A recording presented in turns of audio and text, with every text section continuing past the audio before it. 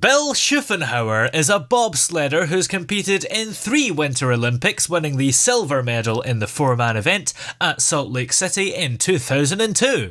And he's on the line with us here. How are you today? I'm doing great, Toby. I'm grateful to be here. How are you doing today? I'm very well, thank you.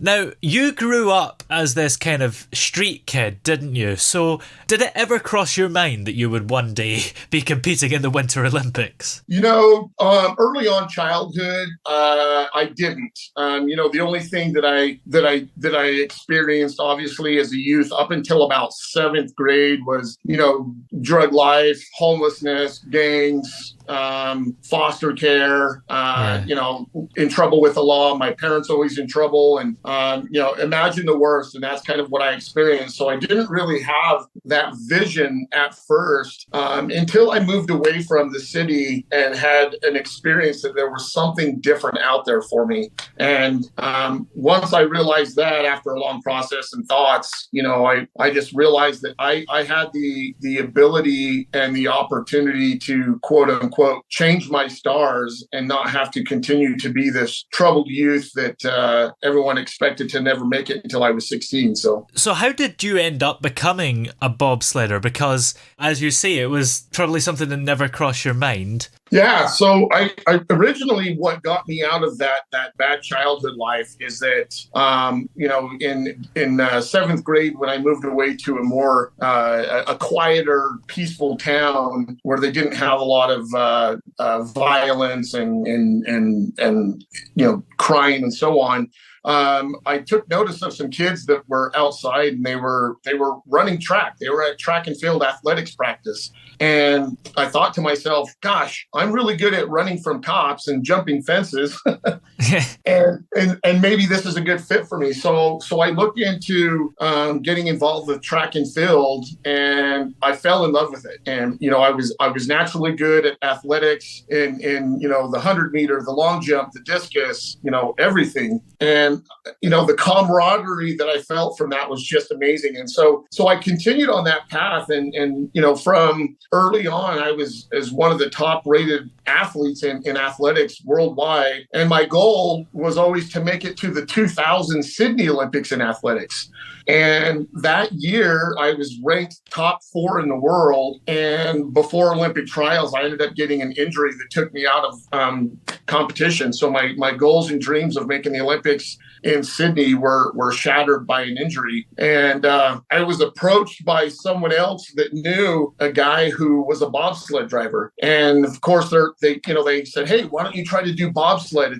It's a great sport for people who are involved with athletics and American football and strong and fast. And of course, I had no idea what the sport of bobsleigh was at the time. And so they showed me the movie Cool Runnings, the Jamaican bobsled team movie. And I was like, oh, that looks kind of interesting. And they said, well, you need to take a look at this other video of Team USA competing over in St. Moritz, Switzerland. And when I saw that, I was like, I have to do this. And so with a year and 3 months before the Salt Lake City Winter Olympic Games, we just said, hey, you know what is the possibility that we could actually transition from one sport into a completely different sport and make the Olympic team with only a year and 3 months to go? What is the possibility?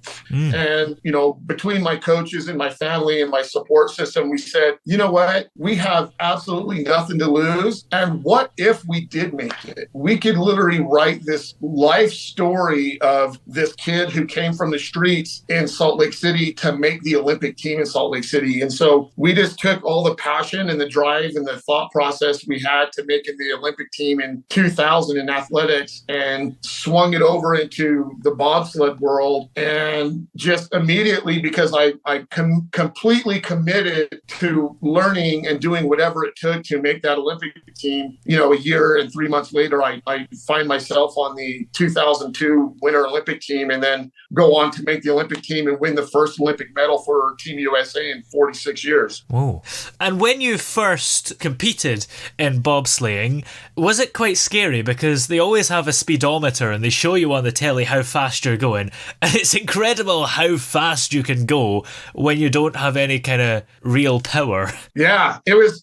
So it was pretty surprising because what had happened is the entire world was already here in Salt Lake practicing on this track. And so I was going up there for probably 3 to 4 months straight, driving an hour each way just to watch the athletes and just to watch the coaches and watch the bobsled. And one day, one of the team drivers was like, "Hey, you ready to go down?" And I was like, "What?"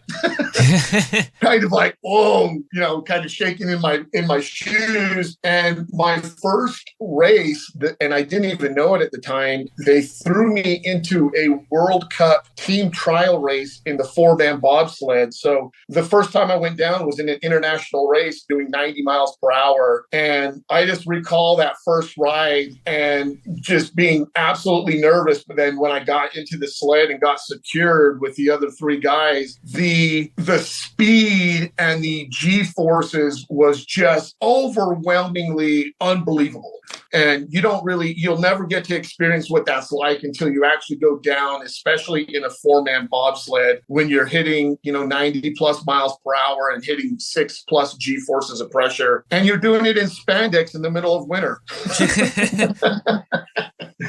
So it was very eye-opening, but I remember just getting done, and I helped that team finish better than they ever have at that competition, and I was just like, wow, it was literally an addiction from there on out. I was like, I have to have more of this, and I got to do more of this, and so that just further drove my desire to make that team and potentially have the hopes of making the Olympic team in 2002. Does it take a lot of practice? Because when you're watching it on the telly, you've got the person who's kind of pushing it along and then jumps on it at the last second. That must take a lot of practice to get right, because as a viewer, I'm kind of terrified, like, is it going to make it? Yeah, it does. It's funny because I'll look at it, I'll watch bobsleigh on TV and it, to me, I'm like, oh, it looks really simple. But the reality is, prior to any bobsled season, you have guys that are working with different drivers just on the start, not even the rest of the run. We're just working on the start. And so back when I was competing, I spent probably about 4 to 5 months prior to the winter season with the rest of the team up in Calgary, Canada, because they had an indoor start house. So you could actually put the bobsleigh on ice and practice starts, and it goes down the hill and goes up a hill and comes right back. And, it is when we start the first of the season, it is just a crap show. I mean, trying to get 4 guys that are, 90 plus kilos each into this tiny little bobsled. It's kind of like watching a bunch of clowns jump in a car. It is a mess, but you just continue to practice and practice and practice, until you try to get to as close to perfection as you can. And, I always have the saying that, practice makes perfect, but you don't need to be perfect to win. And that's what you strive for, right? To just be as good as you possibly can be. But it's, at the first of the season, you got guys falling off the sled, guys not even making it into the sled. And it gets pretty crazy. But, and then, of course, you got the bobsled shoes that have 600 needlepoint spikes on it. So you got teammates that are jumping into the sled and actually hitting you in the back with their shoes and tearing your skin up. But you eventually work it all out with the right team and do what you can to be the best. Have you ever had any injuries along the way? Is that something that can happen? Yeah, absolutely. I mean, again, you've got 4 guys that are at the pinnacle of their athleticism, right? And they're, you're talking about guys that are my size, that are 6 foot tall, 90 plus kilos, can squat 600 pounds, 40-inch vertical leap, bench over 400 plus pounds, that are pushing this bobsled that weighs a lot. It's heavy.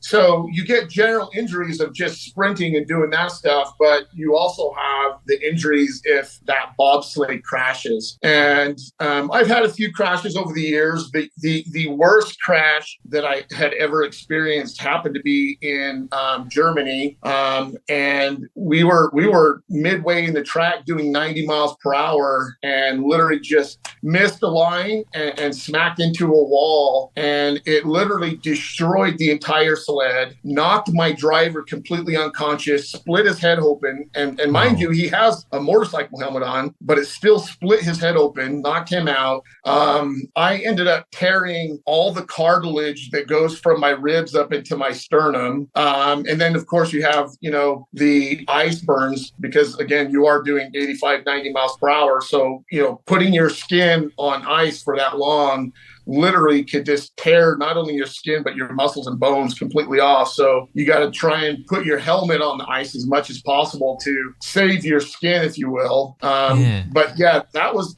literally one of the worst bobsled crashes in all of international bobsled history. And it was pretty brutal. Yeah. Now, what I really want to know is, where do you keep your medals, both for the Olympics and for the World Championships? My fiance and I, we live in a pretty good sized 3-story townhome we own. And I'm very different than probably a lot of athletes. I don't have a lot of like my awards or my medals out, but we have like this little, this really nice cabinet when you first walk into our home that has like my Olympic medal and a few of my other medals and like my Olympic bobsleigh helmets with the 2002 Winter Olympic torch.